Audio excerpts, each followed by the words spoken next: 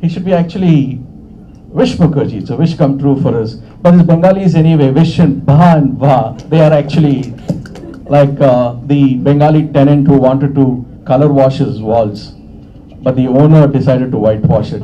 So when he came back in the evening and he saw that his walls were whitewashed, the Bengali tenant got angry. He said, "Why did you whitewash my wish for making this happen?" Poor people here should close their ears now, because I'm going to repeat what I said in Bangalore 48 hours back, and I have had no time to say anything fresh about the symposium. But all I want to say is, we've had a very exciting one-day symposium day before yesterday in Bangalore, thanks to Wilma, Susan and Edward.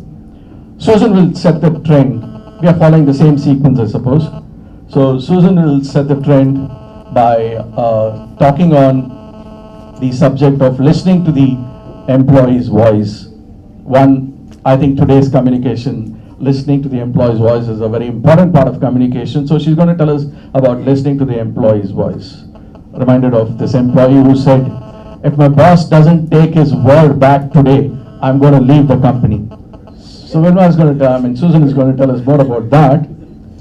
Followed by Edward. Actually, in the introduction, when I heard Edward's introduction in Bangalore, for last 25 years, he has been in the Navy. He's been handling sailor boys and sailor girls, handling their affairs. His presentation will be surely sexy, I suppose. And Wilma is going to speak to us on media, message and measurement. I don't want to go into it again, argue with her which comes first, the message or the media. All I want to say is the media is the message, like I said before. To this audience, I must say that we like those three words so much, the media, message and measurement, so much that we decided that it will become the umbrella topic for the symposium.